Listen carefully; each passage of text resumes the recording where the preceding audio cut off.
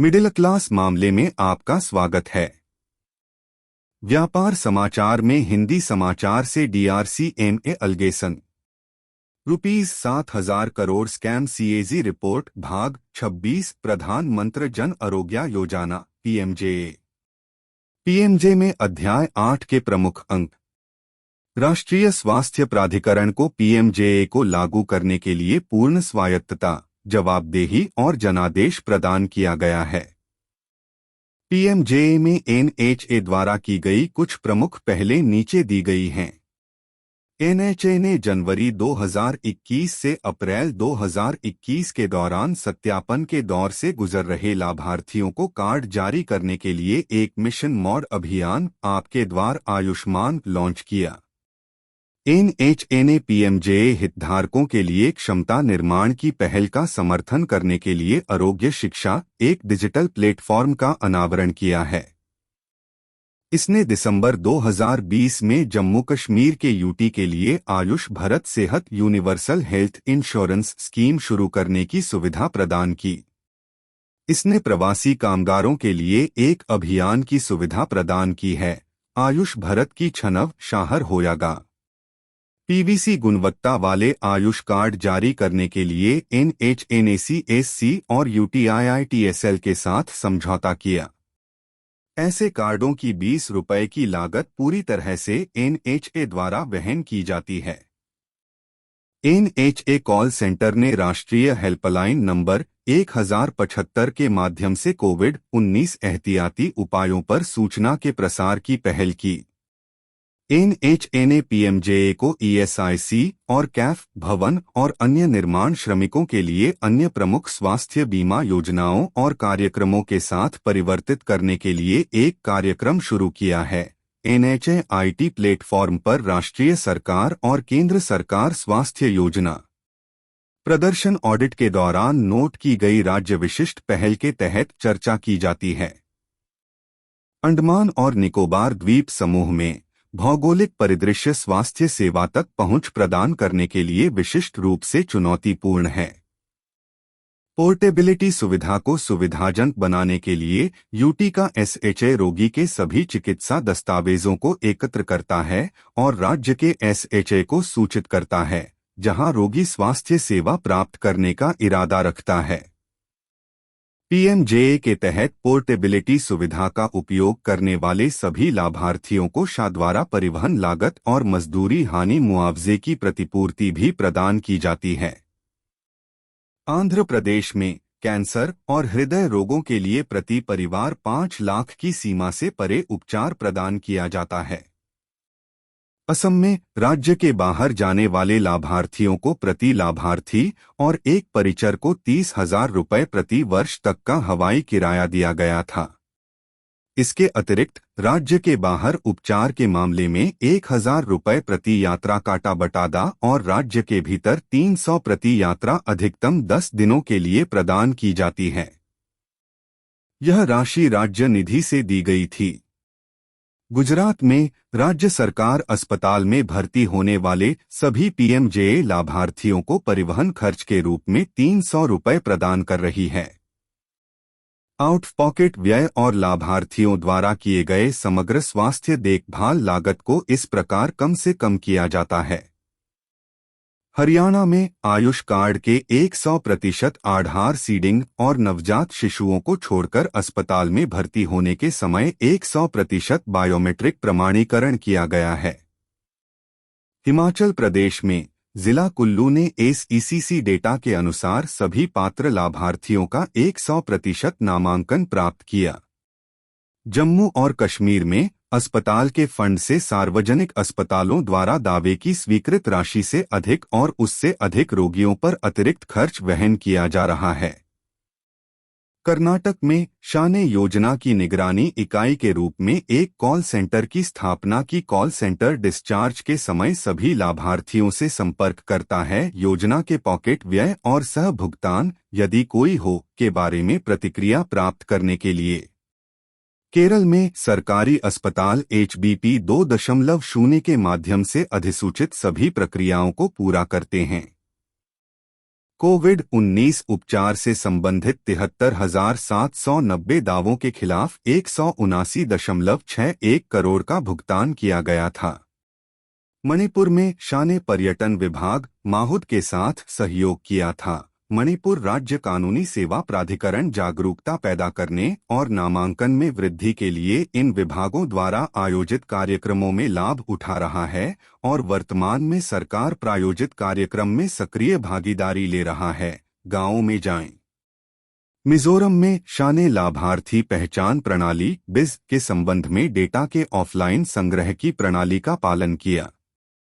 शाह से टीमों को राज्य के परिधीय क्षेत्रों में तैनात किया गया था, जिन्होंने गांववार लाभार्थियों के सभी विवरण एकत्र किए थे।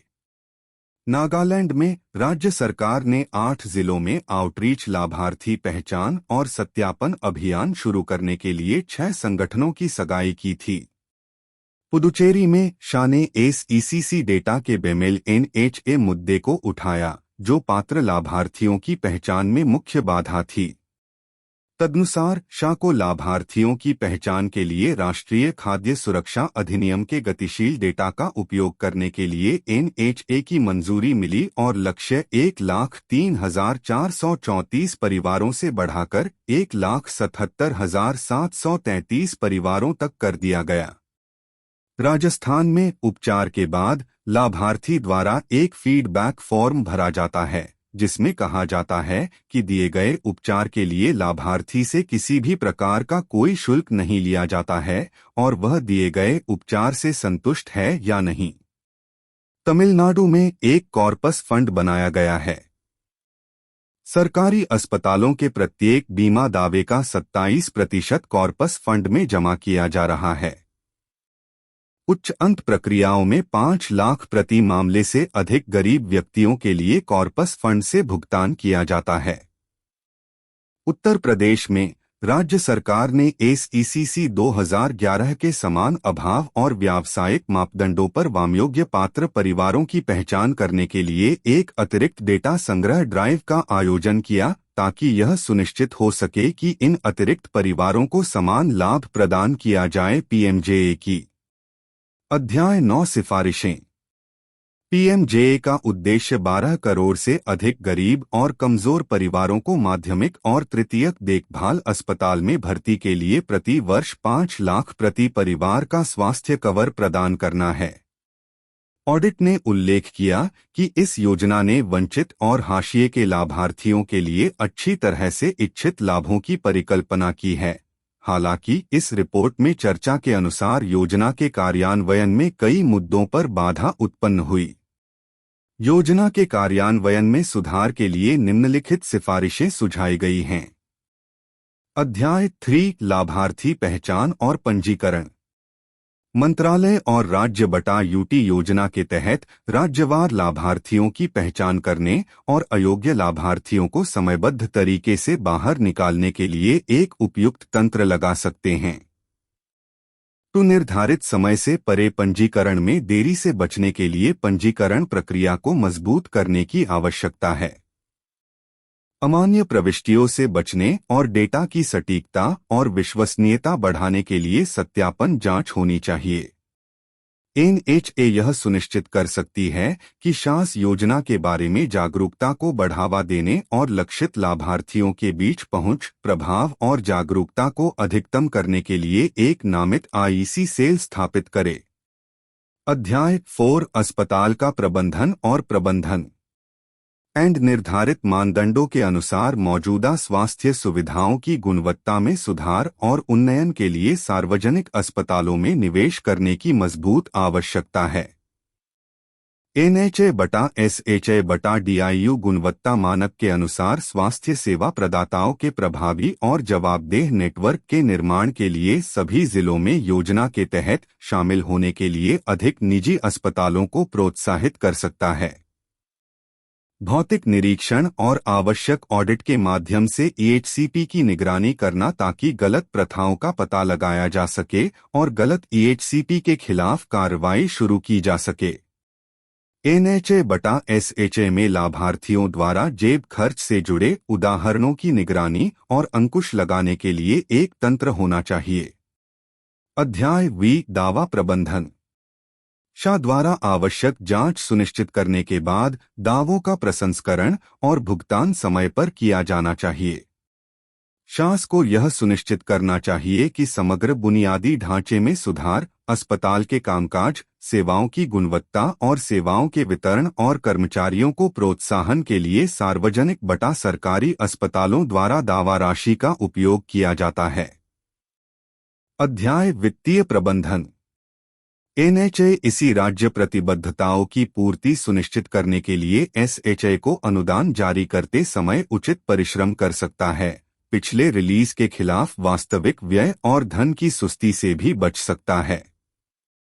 शुड एक सिर से दूसरे सिर पर अनुदान के विचलन को हतोत्साहित किया जाना चाहिए और एनएचए बटा एसएचए को यह सुनिश्चित करना चाहिए कि अनुदान का उपयोग उस उद्देश्य के लिए किया जाता है जो इसे जारी किया गया था। बीमा कंपनियों से देय राशि और शास से ब्याज जल्द से जल्द वसूला जा सकता है। एचए को यह सुनिश्चित करना चाहिए कि राज्य बटा यूटी में प्रत्येक एसएचए ने निर्दिष्ट एस्क्रो खाता खोला है जिसमें उनके अपफ्रंट शेयर को समय पर जमा किया गया है। एनएचए को पीएमजेए लाभार्थियों को मैप करने और पहचानने के लिए एक तंत्र में रखना चाहिए ताकि पीएमजेए और राज्य विशिष्ट योजनाओं का कोई ओवरलैप न हो। व्यय के प्रवाह को ट्रैक करने के लिए प्राथमिकता पर पीएफएमएस लागू किया जा सकता है। अध्याय 7 निगरानी और शिकायत निवारण। शास को यह सुनिश्चित करना चाहिए कि योजना के सुचारू संचालन के लिए पर्याप्त जनशक्ति और बुनियादी ढांचे के साथ हर जिले में जिला कार्यान्वयन इकाइयां बनाई जाएं। धोखाधड़ी विरोधी गतिविधियों को तत्काल आधार पर लिया जाना चाहिए और डिफॉल्टरों को समय पर दंडित किया जाना चाहिए। ईएचसीपीज द्वारा दुर्भावनापूर्ण प्रथाओं से बचने के लिए सभी आवश्यक ऑडिट बटा चेक संबंधित अधिकारियों द्वारा आयोजित किए जाने चाहिए ताकि लाभार्थियों को अनुचित उत्पीड़न के बिना उचित उपचार मिल सके। यह सुनिश्चित किया जाना चाहिए कि योजना के कामकाज में सुधार के लिए शिकायतों का प्रभावी ढंग से निवारण और सुधारात्मक उपाय किए जाएं। नई दिल्ली, दिनांक 28 अप्रैल 2023। राजकुमार पंडित, लेखा परीक्षा के महानिदेशक, केंद्रीय व्यय। उल्टी गिनती। नई दिल्ली, दिनांक 1 मई 2023। गिरीश चंद्रा मुर्मू, नियंत्रक और भारत के महालेखा परीक्षक। कृपया वीडियो को लाइक करें। कृपया चैनल को सब्सक्राइब करें। कृपया वीडियो को अपने दोस्तों और रिश्तेदारों के साथ साझा करें। देखने के लिए धन्यवाद।